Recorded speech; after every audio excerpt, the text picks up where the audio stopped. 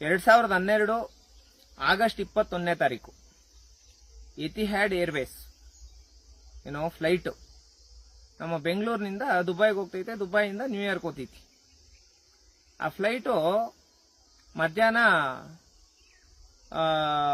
ಒಂದು 4:40 4:45 ಈ ಒಂದು ನಿಮಿಷ, ಮತ್ತೆ ಅಲ್ಲಿ ದುಬೈಗೆ ಸೇರ್ಕೊಳ್ಳೋಷ್ಟೊತ್ತಿಗೆ ಒಂದು 7-7:30 ಆಗ್ತೈತಿ. EY287 flight number. ಈ ಫ್ಲೈಟು ಬೆಂಗಳೂರಿಂದ ದುಬೈಗೆ ಹೋಗಿ ದುಬೈಯಿಂದ ನ್ಯೂಯಾರ್ಕ್ ಹೋಗುವಂಥದ್ದು ಸತ್ಯ.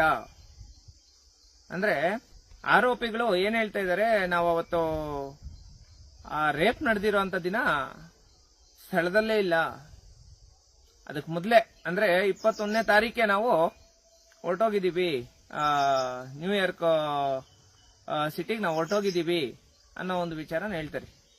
ಈ ವಿಚಾರಕ್ಕೆ ಸಂಬಂಧಪಟ್ಟಂಗೆ ಒಂದಷ್ಟು ಡಾಕ್ಯುಮೆಂಟ್ನ ಅಂದ್ರೆ ಏನು ಸಿಬಿಐಗೆ ಇವ್ರು ಸಲ್ಲಿಸಿರುವಂತ ಡಾಕ್ಯುಮೆಂಟ್ನ ಮಾಹಿತಿ ಮುಖಾಂತರ ನಾವು ಪಡ್ಕೊಂಡು ಅಷ್ಟು ವಿಚಾರಗಳನ್ನ ಸ್ವಲ್ಪ ನಾವು ಎನ್ಕ್ವೈರಿ ಮಾಡ್ತೀವಿ. ಒಂದಷ್ಟು ವಿಚಾರಗಳ ಅಲ್ಲೇ ಇರುವಂತವ್ರು ನಮ್ಮವ್ರನ್ನ ಎಲ್ಲರೂ ಸಂಬಂಧಪಟ್ಟಂಗೆ. ಈಗ ನೋಡಿ, ದಲಿತರು ಭಾರತ ದೇಶದಲ್ಲಿ ದಲಿತರು ಇಲ್ದಿರ ಇರುವಂತ ಜಾಗನೇ ಇಲ್ಲ. ಅದರಲ್ಲಿ ನಮ್ಮನ್ನು ಇಷ್ಟಪಡುವಂತವ್ರು ಜಾಸ್ತಿ ಜನ ಇದ್ದಾರೆ. ಅವ್ರ ಕಡೆಯಿಂದ ಒಂದಷ್ಟು ಇನ್ಫಾರ್ಮೇಶನ್ಸ್ ನ ಕಲೆಕ್ಟ್ ಮಾಡುವಂತ ಕೆಲಸ ಮಾಡಿದ್ವಿ ನಾವು. ಇಷ್ಟು ದಿನ ಮಾಡಿದ ಅದೇ ಕೆಲಸ. ಈ ಏನು 287 ಫ್ಲೈಟ್, EY287 ಫ್ಲೈಟು ಬೆಂಗಳೂರಿಂದ ದುಬೈಗೆ ಹೋಗೋದು ನಿಜ, ದುಬೈಯಿಂದ ನ್ಯೂಯಾರ್ಕ್ ಟೌನ್ಗೆ ಹೋಗುವಂಥದ್ದು ನಿಜಾನೇ. ಮತ್ತೆ ಆ ಫ್ಲೈಟ್ ಟಿಕೆಟ್ ಅವ್ರು ಏನೇನು ತೋರಿಸ್ತಾ ಇದ್ದಾರೆ ಇದೆಲ್ಲ ಓಕೆ, ಗುಡ್ ನ್ಯೂಸ್ ಅಂತ ಹೇಳ್ಬಿಟ್ಟು ನಾನು ಹೇಳಿದ್ನಲ್ಲ.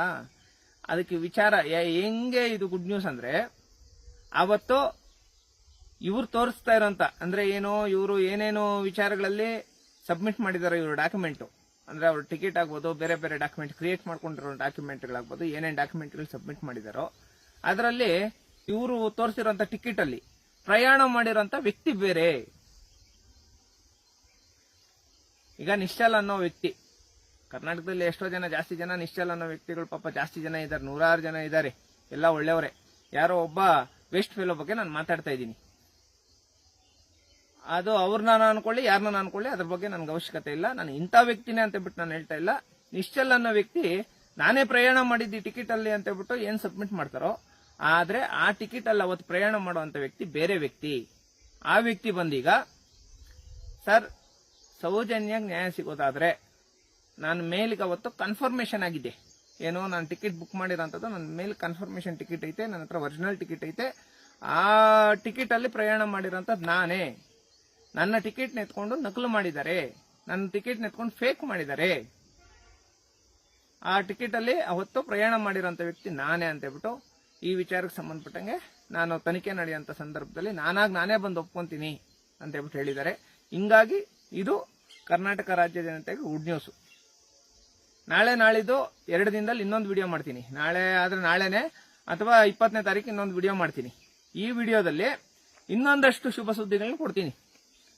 ಅಂದ್ರೆ ವಂಶ ಪಾರಂಪರ್ಯವಾಗಿ ಇವ್ರು ಏನೇನು ಮಾಡ್ಕೊಂಡ್ ಬಂದಿರೋದ್ರಲ್ಲಿ ಎಲ್ಲದರಲ್ಲಿ ತಪ್ಪುಗಳೇ ಮಾಡಿದಾರಲ್ಲ, ಇದಕ್ಕೆ ಸಂಬಂಧಪಟ್ಟಂಗೆ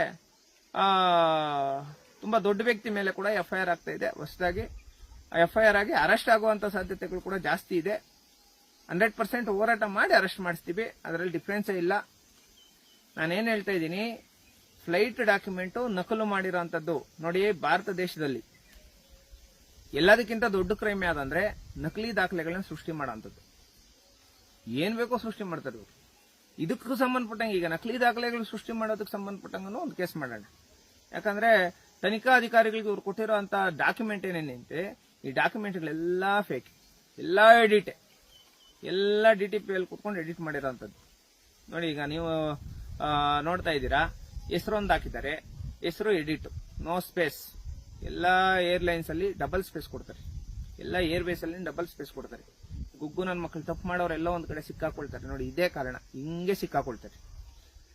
ಸೌಜನ್ಯ ಪ್ರಕರಣದಲ್ಲಿ ನಾನೇ ನ್ಯಾಯ ಕೊಡಿಸ್ತೀನಿ, ನಾನೇ ಹತ್ರ ಇದ್ದು ಏನೇನ್ ಡಾಕ್ಯುಮೆಂಟ್ ಕಲೆಕ್ಟ್ ಮಾಡಬೇಕು ಪ್ರತಿಯೊಂದು ಡಾಕ್ಯುಮೆಂಟ್ ಕಲೆಕ್ಟ್ ಮಾಡಿದೀವಿ. ಈ ಸುದ್ದಿನ ಜನಗಳಿಗೆ ಮುಟ್ಟಿಸ್ಬೇಕು. ಯಾಕಂದ್ರೆ ಜಾಸ್ತಿ ದಿನ ಆಯ್ತು ನಮ್ಮ ಕಡೆಯಿಂದ ಒಂದು ಅಪ್ಡೇಟ್ ಬಂದು, ಜನಗಳಿಗೆ ಈ ಸುದ್ದಿ ಮುಟ್ಟಿಸ್ಬೇಕು.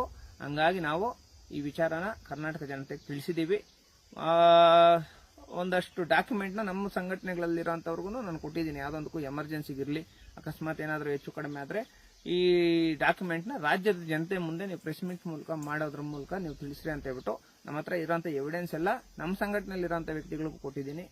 ಅದರಿಂದ ಏನೇನಾಗ್ತಿತ್ತೋ ಆಗಲಿ, ಕರ್ನಾಟಕ ಜನತೆಗೆ ಇನ್ನು ಕೆಲವೇ ದಿನಗಳಲ್ಲಿ ಸೌಜನ್ಯ ವಿಚಾರವಾಗಿ ನ್ಯಾಯ ಸಿಗುತ್ತೆ. ಎಲ್ಲರಿಗೂ ಒಳ್ಳೇದಾಗಲಿ. Thank you so much. ಜೈ ಭೀಮ್.